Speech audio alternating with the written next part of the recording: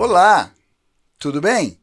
Vamos seguir o nosso estudo do pensamento de unificação. E sempre como fazemos nas nossas aulinhas, uma pequena introdução, né? Nós fazemos essas aulas com o intuito de facilitar o seu entendimento. Então, o formato que nós estamos conduzindo essas aulas é basicamente assim, nós estudamos o pensamento de unificação do reverendo Dr. Samyan Moon, utilizando como referencial o livro Novas Essências do Pensamento de Unificação.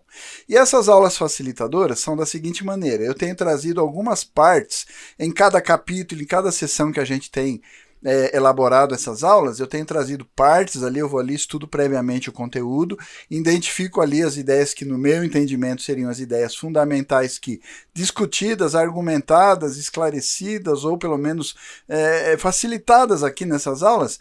Com elas, depois indo ao livro, você se debruçando sobre o livro, com certeza você vai sentir mais facilidade no entendimento de todo o conteúdo do livro. Então, por isso a gente tem denominado essas aulas facilitadoras. E aí, já para você saber da onde, né, a gente sempre faz isso todas as aulas, não seria diferente nessa, de onde está esse conteúdo, como eu posso ter esse livro. Então eu já vou colocar compartilhando com você na tela, o livro está aí na sua tela, Novas Essências do Pensamento de Unificação. Essa é a capa do livro, está aí na base da sua tela o local onde você pode obter o livro, está ali no www.unificacionista.com, facinho para chegar no site, está aí também o QR Code, né, o QR Code, com o qual aí você vai acessar o site bem facilmente.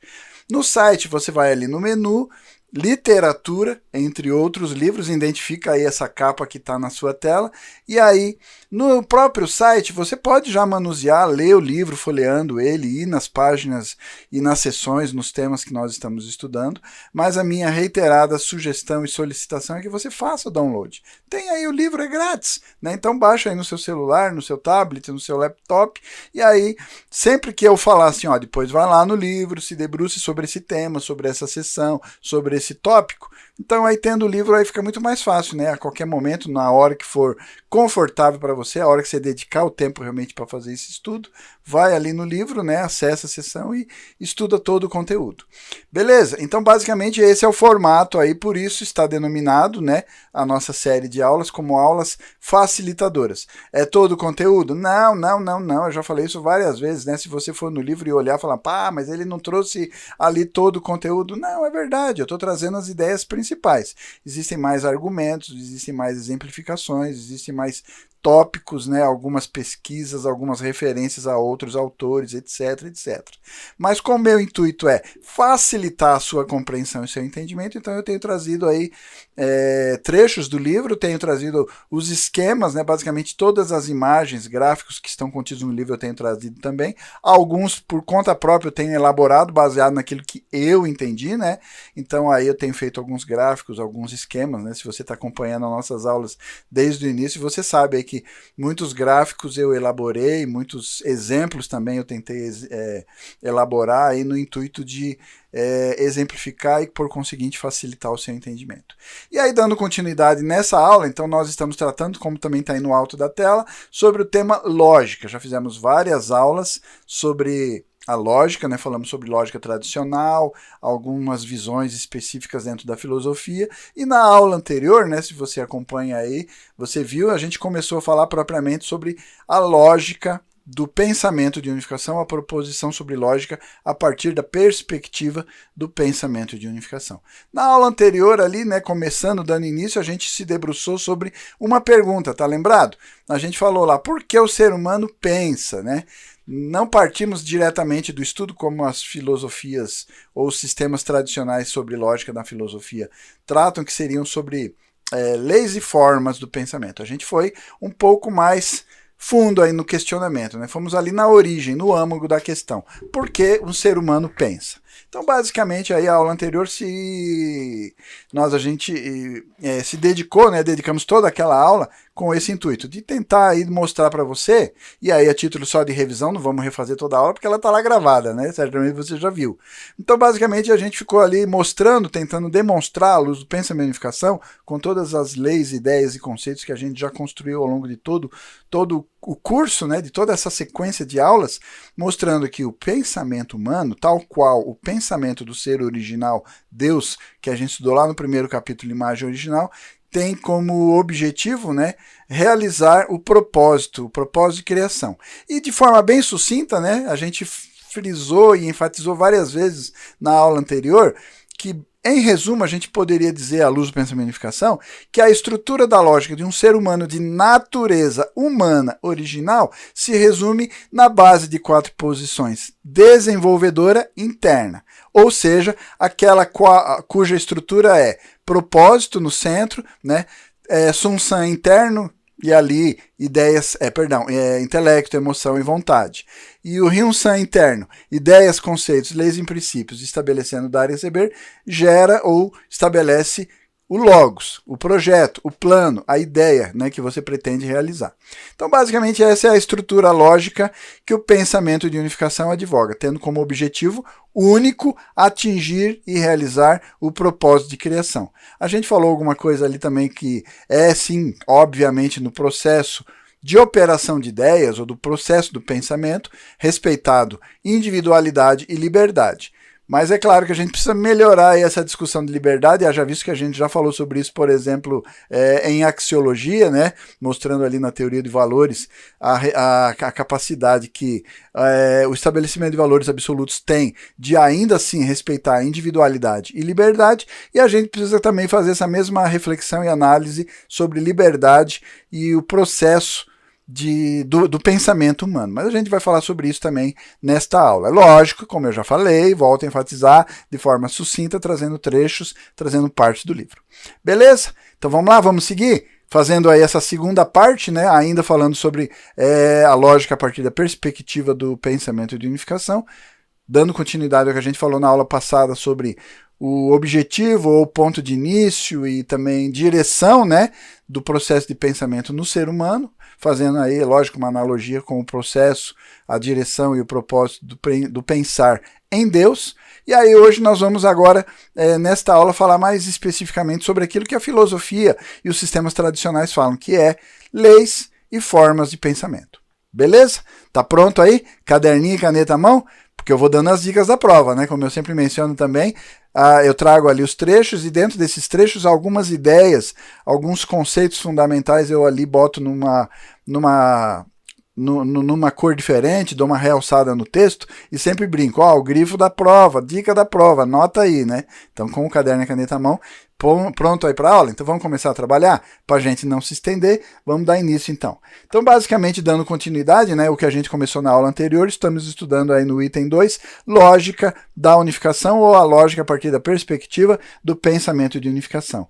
E aí nós começamos a falar na aula anterior sobre esses 2 estágios no processo de pensamento e a forma da base de 4 posições. A gente já falou bastante, já fizemos essas reflexões que eu mencionei, por exemplo, afirmando que a estrutura de lógica do pensamento de unificação está basicamente alicerçado e fundamentado na base de 4 posições: desenvolvedora interna, Sunsan interno, Ryun-san interno, né? Intelecto, emoção e vontade, ideias, conceitos, leis e princípios, dar e receber, resultado, logos, palavra, projeto, plano e assim por diante, né? Então vamos dar sequência aí falando agora sobre formas básicas do pensamento, tal qual os sistemas tradicionais abordam, a gente também vai falar. Então basicamente na aula anterior eu já botei esse esquema aí fazendo uma alusão a um princípio que é amplamente difundido e discutido e argumentado lá no Exposição do Princípio Divino, pelo reverendo Dr. Samyamu, onde ele mostra que os processos de criação e também de evolução, de desenvolvimento na estrutura original criada por Deus, ela observa essa estrutura de 3 etapas, 3 estágios, 3 níveis, né?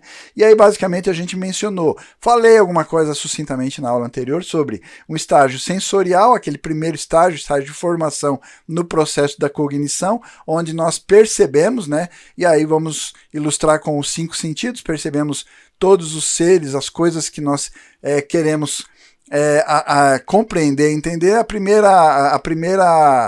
primeiro nível, o primeiro estágio, a primeira etapa desse processo, percepção, se dá no nível sensorial, ou nesse estágio sensorial. Aí vem o estágio do entendimento, quando a gente começa a fazer questionamentos sobre aquilo que nós estamos observando. Visual, auditivo, olfativo, paladar, ou de forma tátil, né? A gente está ali tendo essa absorção dessa informação, né, para depois remeter ela para o nosso hardware, o nosso cérebro, para fazer o processamento. Então a gente começa a fazer uma série de questionamentos.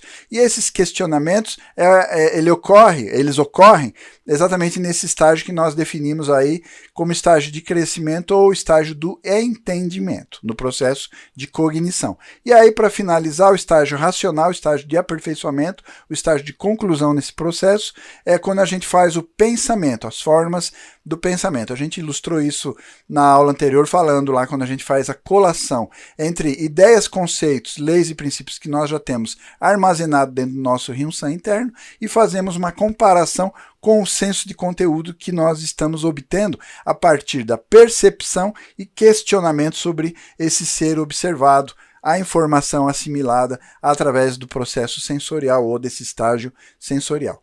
Dá para perceber? Né? Então é bem claro isso, a gente já argumentou sobre isso, né? Mostrando que nesses dois estágios que está aí na sua tela também, né? Eu trouxe o esqueminha lá do livro Novas Essências do Pensamento e Unificação, mostrando que, na verdade, no processo de cognição, ele ocorre do externo para o interno, né? Então ali a gente está colocando, sempre estudamos isso no pensamento de unificação, falando, por exemplo, na imagem original, ontologia, teoria da natureza humana original, a gente sempre argumentou que ele vai do interno para o externo, no processo de criação, né? Mas no processo de absorção de informações, no processo cognitivo, ele faz o caminho inverso, ele vem do externo para o interno. Por isso a gente colocou estágio de formação percepção ou estágio sensorial, porque é através do meu corpo, através dos meus órgãos sensoriais, né, os meus sentidos, que eu vou absorver essa informação. E aí vou remeter esse impulso para o meu hardware e lá internamente, entre Sun-san interno e Rin-san interno, fazendo a colação com ideias, conceitos, leis e princípios que eu já tenho armazenado, a gente vai fazendo esse processo de racionalização, estabelecendo novos conceitos, né, identificando novas leis, novos princípios e criando novas ideias. Beleza? Ilustrei aí bem o gráfico, né? Acho que está suficiente, a gente já argumentou um pouco sobre isso na aula anterior. Então aí, pensamento ou cognição no estágio de entendimento, né, porque o de percepção está bem claro, né? Ele ocorre com o senso de conteúdo obtido dessa informação no aspecto sensorial, aí, na minha relação de dar e receber com o objeto ou com o ser observado, né? E o protótipo entrando em ação, dar e receber, centrando no propósito. Primeiro, o propósito deve ser adequadamente estabelecido. O propósito correto se refere ao propósito de criação baseado no coração. Esse foi um ponto que a gente frisou bastante na aula anterior, mostrando, né, que todo esse processo do pensamento ele vai girar em torno de buscar atingir o propósito de criação. E a gente até falou também, né, revisitando aulas bem estudadas anteriormente aí, sobre propósito para o todo e propósito para o indivíduo, só a título de lembrança, tá bom? Então, seguindo ali, primeiro, então, o propósito deve ser adequadamente estabelecido e o propósito correto se refere ao propósito de criação. Beleza. Como explicado na epistemologia, o capítulo anterior que a gente estudou aí, né, dentro do pensamento de unificação, as protoimagens e as imagens de relação formadas na protoconsciência de células e tecidos são transferidas para o subconsciente, no centro inferior, através dos nervos periféricos e são integradas e armazenadas lá. Isso a gente está só revisitando coisas que a gente já explicou, já discutiu, já debateu a partir do capítulo anterior ali, epistemologia, usando também aquilo que a ciência nos dá como conteúdo, né, a partir de pesquisas e de forma empírica, e depois a contra-argumentação complementando com as leis identificadas aí no ser original e também nos seres existentes, né? Aí está incluso 3 capítulos, né? Imagem original, ontologia e teoria da natureza humana original. Fechando parênteses, então esses são protótipos a priori, ou protótipos originais. A gente vai dar alguns exemplos para ilustrar, mas a gente já falou sobre isso no capítulo anterior, epistemologia. As imagens de relação se tornam formas de pensamento, as quais colocam determinadas restrições na cognição e no pensamento. O subconsciente no centro inferior tem determinadas formas ou imagens de forma, né? Tá aí o grifo, você deve estar pensando, eu não lembro o que significa isso. Calma, a gente vai usar e buscar alguns exemplos para ilustrar, mas são coisas que a gente já discutiu, né? Como esse esquema que a gente falou ali de protótipos a priori. Nós já falamos sobre isso, talvez você não esteja lembrando agora, mas aí em epistemologia a gente falou. Eu vou exemplificar para você entender, mas vamos lá. Vamos dar sequência no texto primeiro. Suponha, por exemplo, que um indivíduo tem apendicite. O centro inferior, o qual integra a protoconsciência, parênteses aqui, subconsciente. Fechei o parênteses. Você deve estar pensando assim, nossa, esse negócio de parte inferior, protoconsciência, me confundiu a cabeça. Então vamos colocar entre parênteses subconsciente. Fechando parênteses, a gente volta nesse exemplo e eu vou argumentar um pouquinho mais. Aí o que acontece? Ele vai conhecer antecipadamente as informações referentes à função e reunção da estrutura do corpo, né, a sua função e a sua estrutura, de forma peculiar do apêndice que está tendo essa inflamação, né? Você está com essa apendicite. Portanto, o centro inferior imediatamente percebe uma anormalidade, assim o centro inferior envia uma instrução apropriada para o apêndice para retornar à sua condição normal original. Por quê? O nosso corpo ele já tem armazenado a priori, né, como subconsciente, no caso do apêndice, como ele é originalmente saudável, funcionando a pleno, né, em 100% do seu potencial, cumprindo 100% da sua funcionalidade, e aí de repente aconteceu algum problema ali, ele está inflamado, está com essa apendicite te incomodando e tal.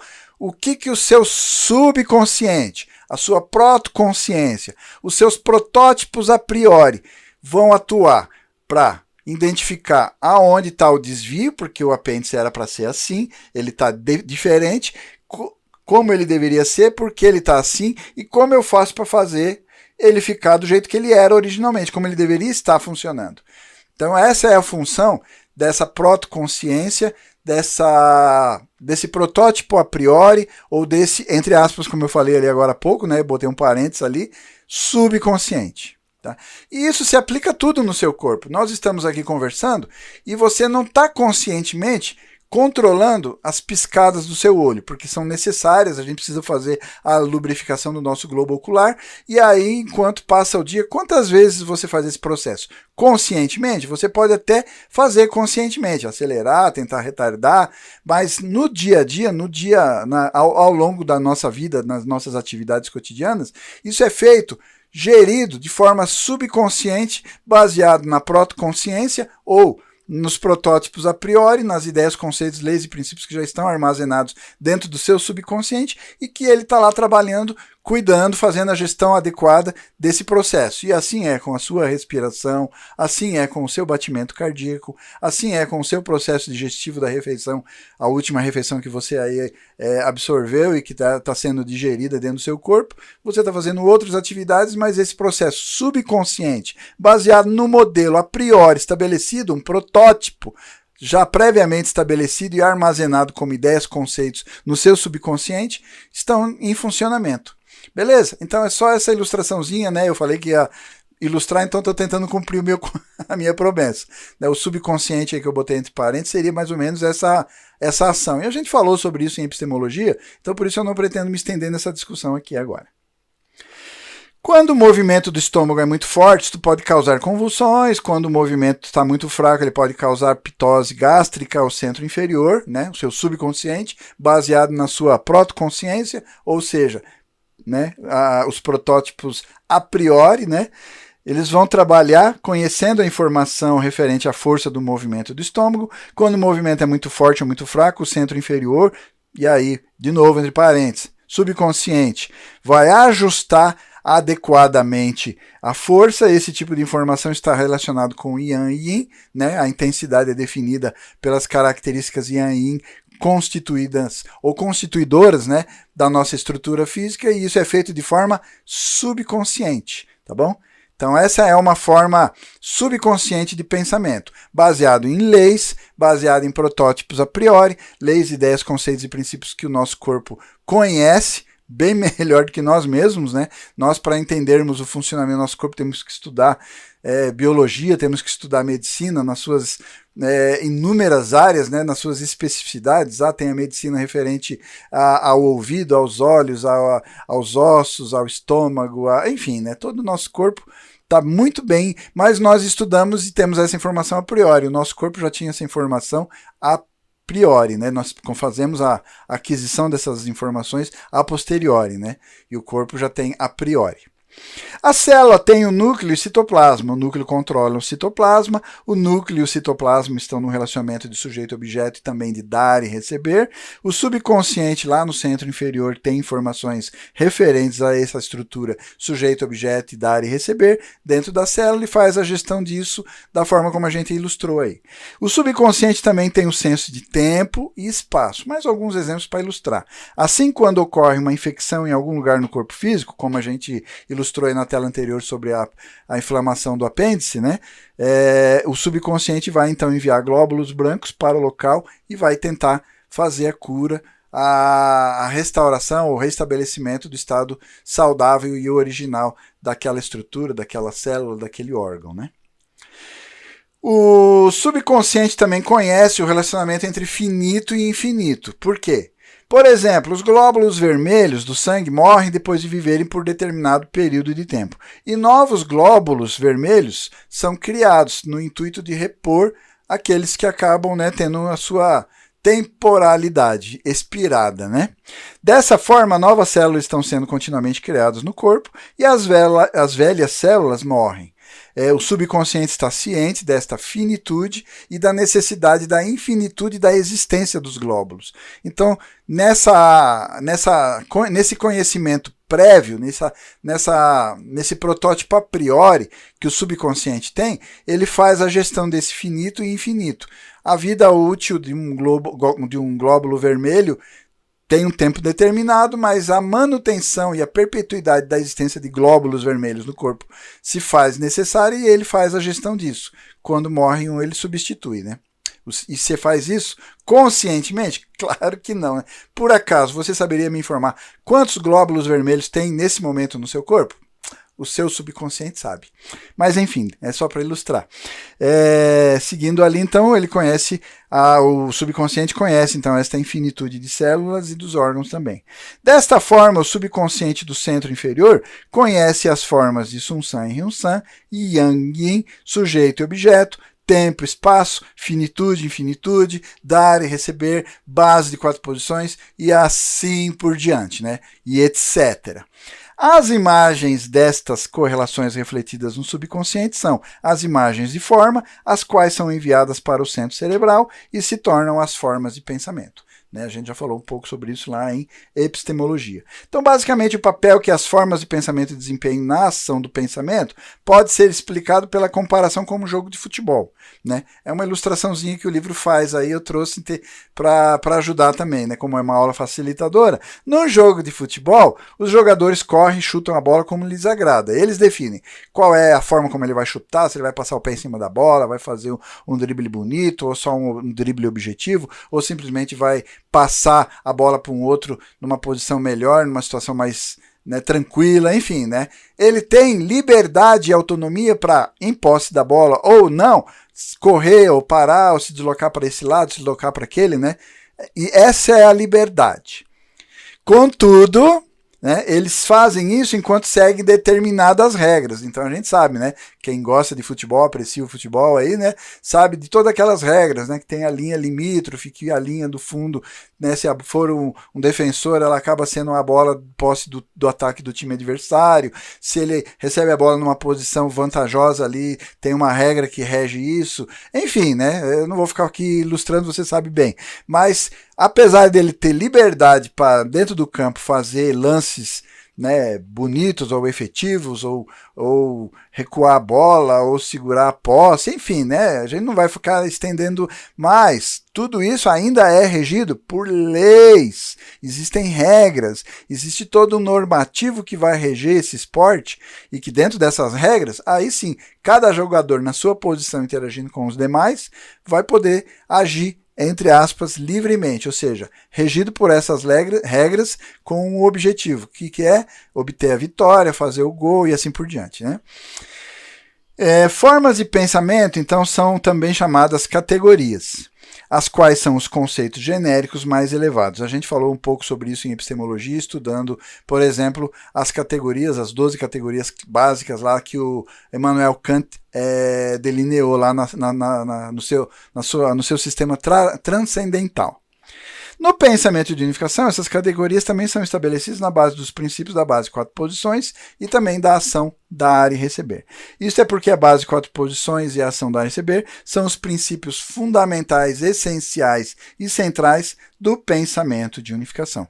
E aí, só para ilustrar, né, já que a gente mencionou essa categoria, não vou me estender aqui na explicação, a gente já falou sobre isso lá em epistemologia, e o livro também tem mais argumentos, então depois fica a dica, se debruce sobre o livro e vá a fundo. Mas basicamente ele faz uma distinção entre categorias primárias e categorias secundárias. E aí estão elencadas, né? Existência e força, Sun-san e Hyun-san, Yang e Yin, sujeito, objeto, posição e estabelecimento, imutabilidade e mutabilidade, ação e efeito, tempo e espaço, número e princípio, finitude e infinitude. Essas seriam as categorias primárias. E as secundárias seriam, né? Estão aí, lógico, depois você vai ter que fazer as associações, porque as secundárias são estão ali são subitens das primárias. Então, basicamente, ali seria as secundárias: qualidade e quantidade, conteúdo e forma, essência e fenômeno, causa e efeito, todo e indivíduo, abstrato e concreto, substância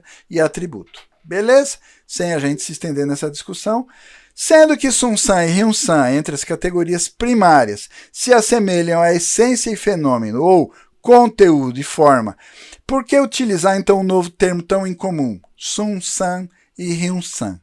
Aqueles conceitos que constituem os fundamentos do pensamento de unificação são os conceitos com base na base de 4 posições, na ação, origem, divisão, união, na ação dar e receber e assim por diante. E a gente ilustrou isso, e essa definição ela é mais abrangente, né? Ela vai ter contido ali essência, fenômeno, conteúdo e forma, yang e yin e assim por diante, como a gente já estudou? Sim.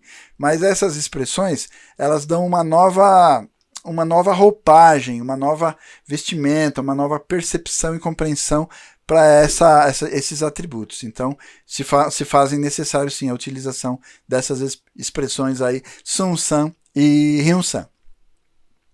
Se estes fossem tirados, isso significa que o pensamento de unificação perderia o seu esqueleto, porque como nós viemos desde lá do primeiro capítulo construindo essa estrutura, né, Sun-san e Hyun-san passaram a ser estruturas, né, ou no seu equilíbrio, na sua harmonia, compõe uma estrutura muito bem elaborada e muito abrangente, né? A gente ali já ilustrou, é lógico, de forma sucinta nas aulas anteriores, quando estudamos cada um desses temas, seja lá na imagem original, seja em ontologia, seja na teoria da natureza humana original, mas a gente procurou, né, dar uma ilustrada aí nessa estrutura Sun-san e Hyun-san para mostrar a magnitude desse conceito trazido pelo reverendo Dr. Samya Moon.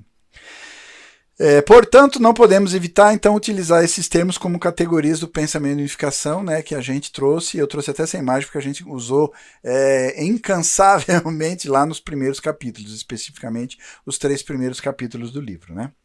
Vamos falar agora sobre as leis. Falamos sobre formas do pensamento, vamos falar sobre leis ou leis básicas do pensamento a partir da perspectiva do pensamento de unificação, inclusive analisando aquilo que a gente falou no sistema tradicional, né, quando estudamos lá na primeira aula sobre lógica. Na lógica formal, as leis básicas de pensamento são lei de identidade, lei da contradição, do meio excluído, lei da razão suficiente, né? A gente estudou lá na primeira aulinha, de forma sucinta. A partir da perspectiva do pensamento de unificação, há ainda uma lei ainda mais básica. Isso é grifo, é dica da prova, porque a gente está dizendo que não tem as outras? Não, a gente inclusive exemplificou, esclareceu essa lei da identidade, da contradição, do meio excluído, razão suficiente, para mostrar que a gente revisitaria, e agora a gente está revisitando isso. Mas o pensamento de unificação coloca um ponto mais essencial e fundamental para o entendimento de todo esse processo. Uma lei fundamental no entendimento do processo, formas do pensamento e até o próprio propósito, como a gente estudou na aula anterior, né? Ou seja, a lei da ação dar e receber. Olha, estamos revisitando tantas coisas que a gente já estudou, inclusive temos uma aula, toda ela dedicada lá no primeiro capítulo, na imagem original, sobre essa ação dar e receber. Esta lei não é somente a lei da lógica, mas ela também se aplica a todas as áreas, incluindo política, economia, sociedade, ciência, história, arte, religião, educação, ética, moralidade, discurso, lei, esportes, negócios, ciências naturais, seja física, química, fisiologia, astronomia e assim por diante. Em todas as áreas, né? Espero ter conseguido trazer esse entendimento na aulinha facilitadora sobre dar e receber, mostrando que ela é a essência, permeando tudo que existe, sejam seres minerais, vegetais, animais, o ser humano e toda a estrutura da cultura humana, como a gente elencou aí nessa lista longa que eu acabei de mencionar, né? Então ela é fundamental e não seria diferente, né? Como uma lei básica no processo do pensamento, na estrutura lógica, a ação dar e receber também está ali presente, se manifestando como ponto essencial e fundamental. Esta lei se aplica a todo mundo criado, ou seja, todo mundo físico, universo, todo mundo espiritual, a gente já falou sobre isso, por isso que eu já referenciei a aulinha, a ação dar e receber. Com certeza, ela também se aplica à epistemologia, como a gente mencionou no capítulo anterior, aí, estudando, né, a partir da perspectiva do pensamento de unificação, e ela está intimamente relacionada também, obviamente, com a lógica, né? Nossa teoria da lógica a partir da perspectiva do pensamento de unificação. A lei da ação dar e receber é a lei mais essencial, fundamental, primária, que governa todas as outras leis. Então, as demais leis que a gente viu ali na lógica formal, nos sistemas tradicionais de lógica na filosofia, a ação dar e receber, à luz do pensamento de unificação, é a lei mais fundamental de todas elas. Ela é a essência e está presente em todas as demais leis. Em outras palavras, a lei básica das leis físicas, leis químicas, leis astronômicas e assim por diante, é a lei da ação dar e receber. As leis e formas de sistemas da lógica tradicional, incluindo a lógica formal, também estão baseadas de forma definitiva na lei da ação dar e receber. Assim, a lei da ação dar e receber é a lei básica do pensamento. A fim de demonstrar isso, faremos algumas comparações entre silogismo e a lei da ação dar e receber. Você deve estar pensando, mas silogismo, o que é isso? Então aí eu trouxe uma pesquisazinha, você pode fazer melhor, vai no Google, vai na internet, mas basicamente o que é um silogismo? É uma inferência constituída por 3 proposições categóricas e contém exatamente 3 termos. É designada por silogismo categórico. E a gente já montou, né, em aulas anteriores ali mostrando ali, né, uma estrutura maior, uma estrutura menor e a conclusão. Lembra que a gente até fez algumas engraçadas que você pode até ter achado engraçada, mas eu tentei mostrar aqui. É um sistema que é utilizado como uma estrutura lógica, que pode se tornar falso, e a gente vai falar sobre isso mais adiante, né, que é a estrutura do sofisma. Mas basicamente no modelo original ela funciona muito bem, desde que tenha ação, dar e receber. Desde que esse modelo silogismo esteja apoiado, embasado, estruturado nesse modelo sujeito-objeto, dar e receber com um propósito comum, tendo um resultado que seria ou união ou um novo ser. Beleza? Qualquer silogismo, então, é constituído por 3 proposições, uma premissa maior, uma premissa menor e a conclusão, né? A gente já fez exemplos anteriores nas aulas anteriores, né? A premissa maior não é necessariamente a primeira, mas aquela que inclui o termo maior. Eu vou trazer mais alguns exemplos para ilustrar, talvez não tenha ficado muito claro, porque o nosso foco nas aulas anteriores não era discutir o silogismo, né? Esse processo desses 3 termos, premissa maior, premissa menor e conclusão, mas agora é importante porque agora nós estamos colocando, o pensamento de unificação está colocando a lei da ação dar e receber aí como lei essencial para um bom funcionamento desse modelo do silogismo. O que é então o termo maior? É o termo extremo, é sempre predicado da conclusão e diz-nos que qual é a premissa maior da qual faz parte. A gente vai citar alguns exemplos para ilustrar, mas esse conceitozinho sucinto eu achei bom trazer, né, porque no livro não fala e a gente começou a discutir silogismo a partir do ponto de vista de que eu e você já sabíamos, né, como eu não tenho essa certeza, então eu trouxe essa discussão. Então, basicamente, o silogismo categórico, a estrutura é como ele mencionou ali, né? Tem um termo maior, um termo médio e um termo menor, um termo médio e um termo maior. A premissa maior, ali na primeira linha, está ali um exemplo. Deixa eu ler direitinho, né? Todos os mamíferos são animais. Essa é a premissa maior. Por quê? Porque ela tem o termo maior. O termo maior é aquele que tem a maior amplitude. A gente já discutiu isso sobre essa questão de amplitude lá em epistemologia, no processo de cognição. Então, essa amplitude, ela está ali, né? Se você comparar todos os termos que compõem essas premissas, maior, menor e conclusão, animais é a mais ampla, porque você pegar ali um outro termo, mamífero, está dentro, né? Os animais incorporam, englobam, né? Mamíferos. Cães também. Então ele é o termo maior. Aí vamos lá, na premissa menor. Os cães são mamíferos. Os mamíferos não é o termo maior, ele é um termo médio, porque tem um termo menor, cães, e tem um maior, animais. Então a gente está dizendo que os mamíferos, né, essa expressão, esse termo, mamíferos, ele é o menor. E os cães, bem específico, porque não é todos os mamíferos, é uma partezinha, então ele vai ser o termo menor, como está ali, né, para a gente conceituar e elencar e identificar, né, o objetivo desse exemplo é isso, para você entender aquilo que a gente falou na telinha anterior, falando de premissa maior, premissa menor, termo maior, termo médio, termo menor. Esse é um exemplozinho. Então, logo, né, na conclusão, eu vou dizer que os cães são animais, todos os mamíferos são animais. Os cães são mamíferos, logo eles também são animais, né? Então aí você vê aí essa estrutura e a identificação de cada uma dessas partes. É mais um exemplozinho para ilustrar. Voltando ao livro, um silogismo é uma inferência na lógica formal, a fim de demonstrar que a lei da ação dar e receber é a base das formas e leis da lógica formal. Vamos considerar, por exemplo, o seguinte silogismo, a estrutura que eu trouxe aí de exemplo. Todos os homens são mortais. Sócrates é um homem. Portanto, Sócrates é mortal. O que eu tenho que fazer? Eu vou ter que pegar a premissa maior, a premissa menor, fazer dar e receber, contraste, né, colação entre essas posições. Por que a gente chama de sujeito e objeto? Inevitavelmente porque uma é maior e uma é menor. Uma é principal e a outra é subordinada. Lembra desse conceito que a gente discutiu lá no primeiro capítulo, né? Teoria da imagem original. Então, quando eu coloco a premissa maior e a premissa menor em dar e receber, em contraste, a conclusão, o resultado disso, centrado no propósito que é falar a verdade, te mostrar um novo conceito e construir uma nova ideia aí para você, né? Esse é o propósito para o todo. A conclusão tem que ser correta. Então a gente está dizendo, todos os homens são mortais. Essa é a premissa maior. Sócrates é um homem, né? E, portanto, Sócrates é mortal. Essa é a conclusão, porque tem dar e receber, a harmonia, existe o propósito que é verdade, e aí, né, o resultado é essa conclusão, um novo conceito, né, uma nova afirmação que eu vou armazenar como uma ideia, como um conceito, como um princípio, dentro do meu Ryun-san interno.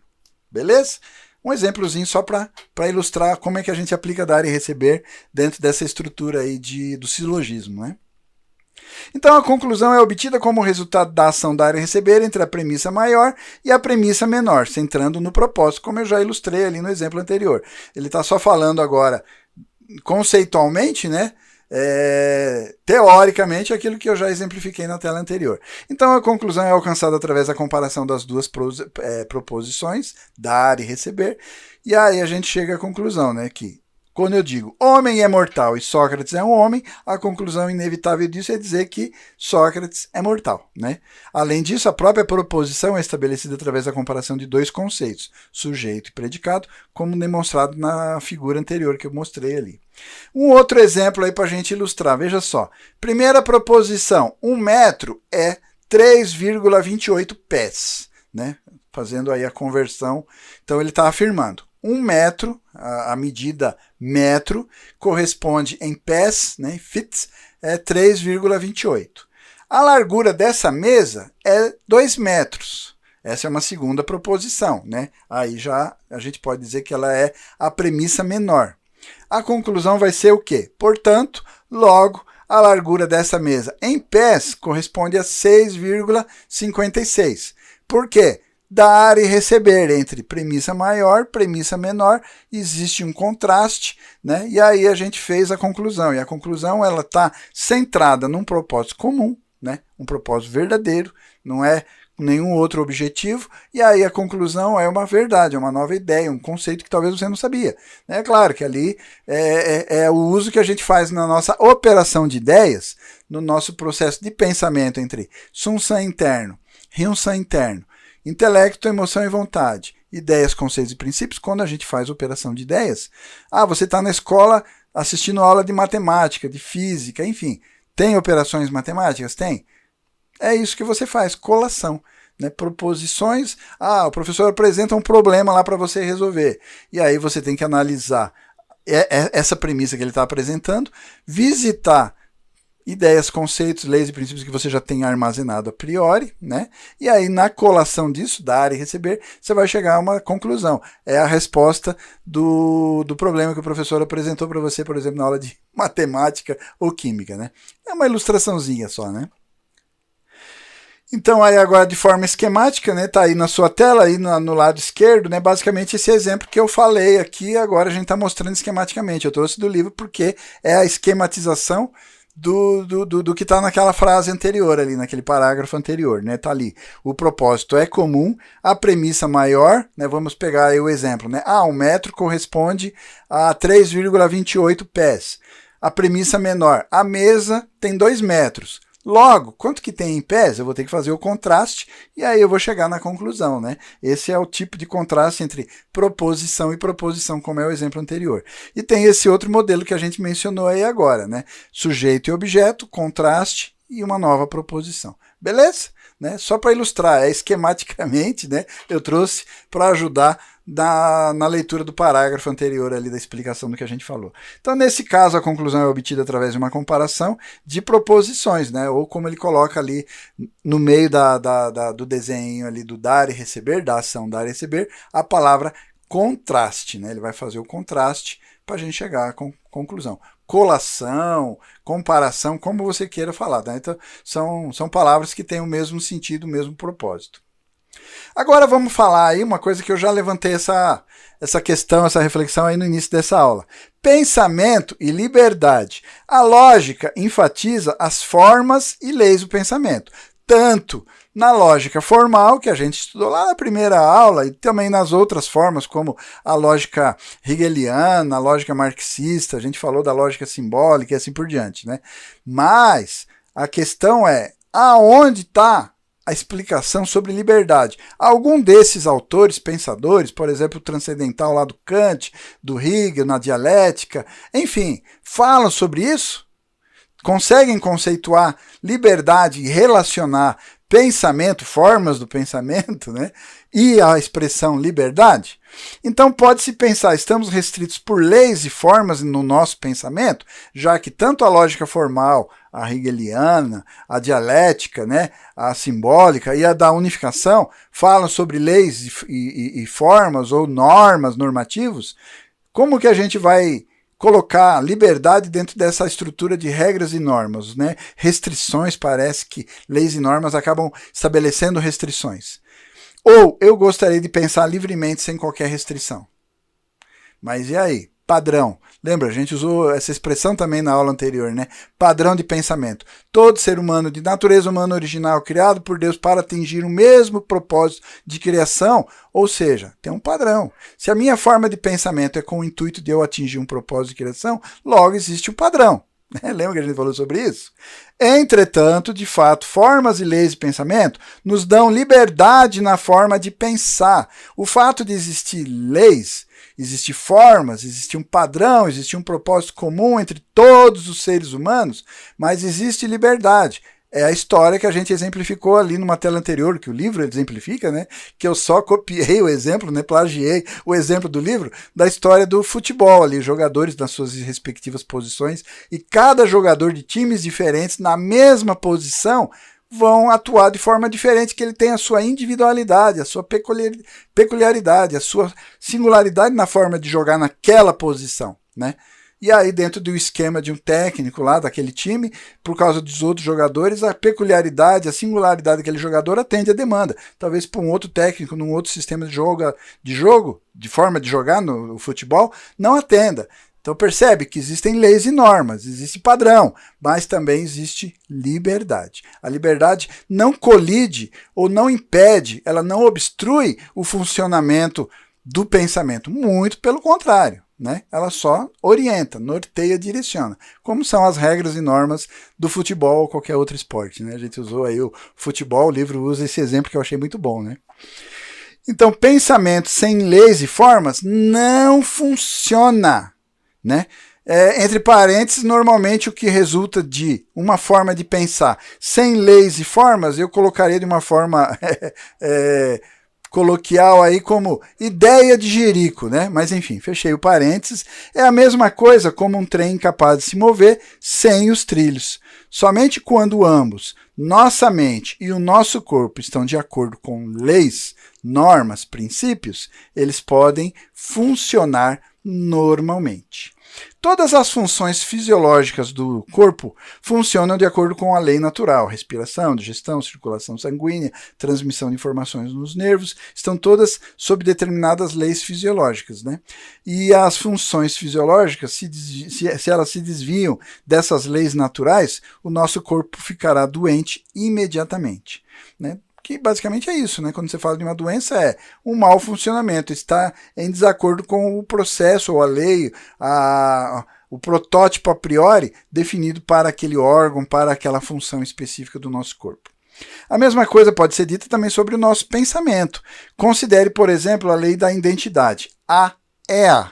Lembra que a gente usou lá nas primeiras aulas falando sobre o sistema tradicional, né? a lógica formal, né? Esse modelinho básico. A é A. Se não utilizarmos o termo lógico não podemos entender o significado. Então eu não posso pensar de forma livre. Existem certas regras. Eu tenho que dizer A é A. Eu não posso dizer A. O que significa logicamente isso para você? O que significa isso logicamente? É uma forma de pensar? Eu tenho liberdade para fazer isso? Tenho. Tem regra? Atinge algum objetivo? Tem um padrão entre a minha forma e a sua forma? Então percebe?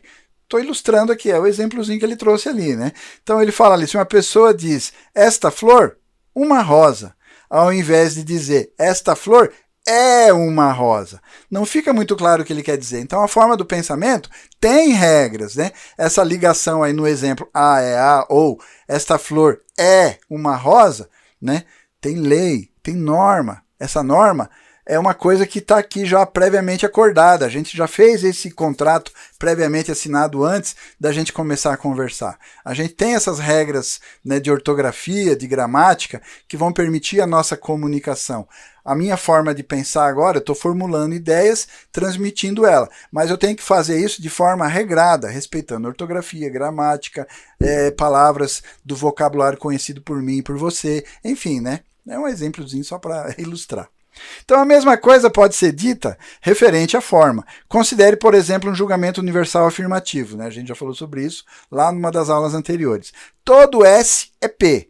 Todo ser humano é um animal. Se tomamos a forma que diz todo S é P e apenas dizemos ser humano, animal, nossos ouvintes não entenderão o que queremos dizer e com o passar do tempo esqueceremos o significado do que dissemos, porque é uma ideia que não tem uma estrutura lógica, porque não respeitou normas e leis, ou seja, é uma ideia que eu vou armazenar no meu Ryunsan interno, vou achar lá na minha prateleira de pastinhas arquivadas, dentro dos temas específicos, um lugar para colocar isso daí. Todo homem, todo humano, animal. O que significa isso? Nada. É um conceito para armazenar? Não. Deleto ele? Vou descartar? Com certeza, né? Então, dessa forma, o pensamento necessariamente vai seguir determinadas leis, determinadas formas, né? É livre?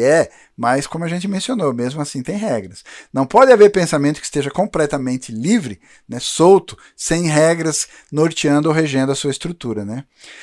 Liberdade de pensamento, então, é a liberdade de escolha de qualquer um entre os vários conceitos. Assim, enquanto segue leis e formas, o pensamento tem liberdade de escolha. Sim. Então, quando eu começo a fazer o meu processo de operação de ideias, Sunsan interno e Ryunsan interno, quando eu vou lá nas minhas prateleiras arquivadas ali, né, de ideias, conceitos, leis e princípios, eu tenho liberdade de escolha, de puxar o tema, de puxar o assunto, de puxar o conceito e aplicar ele. Tenho. Mas mesmo que eu tiver que transmitir isso, eu vou ter que ser regido, eu vou estar sendo regido, eu preciso estar sendo regido por formas e leis. Beleza? Espero que tenha sido suficiente aí os singelos exemplos que eu estou trazendo aqui, né? Quando as pessoas pensam sobre amor, por exemplo, elas têm o propósito comum ou direção comum de realizar o amor. Entretanto, em seu pensamento específico, propósitos e direções são diferentes de pessoa para pessoa, isto é, porque cada pessoa tem a liberdade de escolha, portanto, ele ou ela determina livremente seu propósito ou direção específica. Então, como o pensamento é feito de forma livre, liberdade no pensamento é a percepção espiritual para livremente sintetizar ou associar ideias e conceitos dentro do Hyun-San interno. Esta é a liberdade de planejar, que está baseada na liberdade da razão. Beleza? Devia até ter grifado, né? Merecia um grifo aí, esse último trechinho aí que começa ali com liberdade no pensamento, é a percepção espiritual, é ali que está contido a sua individualidade. É ali aonde você, usando as mesmas ideias, os mesmos conceitos e princípios que nós aprendemos na mesma escola, no mesmo banco de escola, com o mesmo professor, mas a minha individualidade na hora de exercer criatividade na minha profissão, vai atuar de forma muito própria, por causa da minha percepção espiritual, da minha individualidade. Eu vou imprimir ao meu processo aí de operação de ideias, no processo criativo, né, formulando um novo logos, um novo plano, eu vou imprimir a minha individualidade usando os mesmos princípios, leis e conceitos que você tem, que todo mundo tem, que todos nós aprendemos igual, sobre aquele assunto específico que a gente está ilustrando aí, né? Então aí, só agora para a gente fazer uma relação, eu trouxe mais um exemplozinho aí para falar de sofismas, né? O silogismo, você viu a estrutura, essas duas proposições de uma conclusão, né? Um termo maior, um termo menor e a conclusão, né? E aí, basicamente, o silogismo, então, é um raciocínio formado de 3 proposições. A gente já falou, não vou exemplificar. O que eu quero falar está mais abaixo ali, o sofisma. O que é um sofisma? É um argumento falso, intencionalmente feito para induzir outro ao erro. Né? Por exemplo, aí ele traz, no próprio exemplo que eu trouxe aí, ele fala, né? O cão late. Cão é uma constelação, logo a constelação late também. Né? É claro que é sofisma, né? É mentiroso, é falso, é um argumento falso, porque não tem dar e receber, não tem propósito comum, né? Não tem harmonia, são proposições diferentes que eu forçosamente relacionei para induzir você a uma conclusão que na verdade não é verdadeira, né? Então, basicamente, aí um outro exemplo que eu trouxe ali, né, de um silogismo falso, por quê? O silogismo, a estrutura é a mesma. O sofisma usa a estrutura do silogismo, mas colocando argumentos falsos sem dar e receber. Né? Tá ali, ó, por exemplo, toda baleia é mamífero. Gatos são mamíferos, logo gatos são baleias. Né? Forçou? Forçou. Eu lembro que numa das aulas anteriores, aí, quando começamos a falar sobre lógica, eu trouxe um exemplo bem forçado, né, para você ver. Chega a ser engraçado, mas é sofisma. E às vezes, muito sutilmente, as pessoas fazem isso com mensagens que aí, de forma subliminar, tem o intuito de te induzir a uma concepção errada. Se você não pensar mais aprofundadamente sobre aquilo, você acaba armazenando no seu Hyun-San interno ideias, conceitos, leis e princípios falsos, falaciosos, mentirosos. Muitas áreas da cultura humana usam isso, né? Na política se usa isso, às vezes até mesmo na religião é usado sofismas para induzir as pessoas a chegarem a conclusões que não são comprovadamente ou cientificamente verdadeiras, né? São forçadas a partir de proposições que individualmente são verdadeiras, mas que forçosamente não combinariam, como é o caso aqui, ó. Aqui está muito gritante, né? Toda baleia é mamífero, isso é verdade, né? Gatos são mamíferos, isso é verdade. Agora você vai forçar dizer que um gato é uma baleia é um gato, né? Percebe? Aqui está muito na cara, mas tem alguns que são muito sutis, que às vezes, certamente, em algum momento você já replicou na sua rede social frasezinhas que são assim, são sofismas, são mentiras, e você replicou, né? Ou você engoliu como ideia, como conceito, né? Então, precisa revisitar aí as suas prateleiras e dar uma olhada se alguma dessas ideias e conceitos aí não são oriundos de sofismas que foram impostos a você, né? Mais alguns exemplos só para ilustrar, título de ilustração, você pode pesquisar, vai ter bastante aí, né? Eu trouxe aquele clássico que a gente mencionou lá no início, né? O primeiro exemplo ali é Deus é amor, o amor é cego, Stevie Wonder é cego, conclusão, Stevie Wonder é Deus. Né? Aí eu usei aquele também que a gente tinha lá nas primeiras aulas. Sempre me dizem que sou um ninguém na vida, ninguém é perfeito, então eu sou perfeito. Mas aí a gente faz a colação dessas duas agora. Mas só Deus é perfeito, ou seja, eu sou Deus. Então se Stevie Wonder é Deus, eu sou Stevie Wonder, puxa vida, então eu sou cego. Né? Percebe? Quantas coisas foram forçadas, afirmações verdadeiras forçadas sem dar e receber, gerando conclusões que são mentiras, são falsas, obviamente. Né? O clássico dos clássicos, não sei se você já viu esse, né? Esse tem várias vezes repetido na internet, mas tá ali. Ó. Existem biscoitos feitos de água e sal. O mar é feito de água e sal, logo o mar é um biscoitão. Só para encerrar de forma engraçada aí, né, dando uma descontraída, mas basicamente é um alerta, né, que esse silogismo é um sistema que o pensamento de unificação entende, compreende e aplica na construção, na sua estrutura lógica, lógico, também usando como fundamento a base, né, que é ali a ação dar e receber, entre as proposições para chegar numa conclusão sempre verdadeira, também boa e também bela. Beleza? Então, basicamente é isso, né? Já fazendo aí cena dos próximos capítulos, encerramos com essa aula o capítulo sobre lógica. É lógico que, né, não trouxemos todo o conteúdo, né, para brincar com a palavra lógica aí. Então, aí você vá ao livro, se debruce sobre ele, aprofunde esse estudo, tá? E aí a gente já vai fazer o nosso compromisso. A partir da próxima aula, a gente vai entrar aí no capítulo com o título Metodologia. Eu trouxe um trechinho, sem me estender, né? Metodologia é o estudo sobre o qual se pode alcançar a verdade objetiva. Então você vê que estamos associando e juntando várias coisas que a gente está discutindo e construindo de argumentos. Falamos de epistemologia e o processo de cognição, falamos agora da estrutura lógica, tendo a base de 4 posições desenvolvedora interna como a sua estrutura fundamental e o princípio fundamental aí aplicado às leis básicas da lógica, né, como e principalmente do processo do pensamento, ou as formas do pensamento, a ação dar e receber. De fato, a palavra método basicamente é derivada das palavras gregas meta, que significa objetivo, e rhodos, que é o caminho.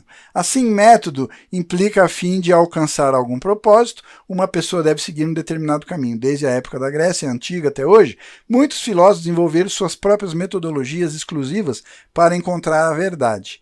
Vamos primeiramente tomar alguma dessas metodologias tradicionais representativas, então é isso que a gente vai fazer já nas próximas aulas, né? Dar uma analisada no que tem aí hoje sobre metodologia, e aí então por fim a gente vai fazer como em todas as demais aulas, todos os demais capítulos, apresentar a metodologia a partir da perspectiva do pensamento de unificação, ou seja, metodologia da unificação.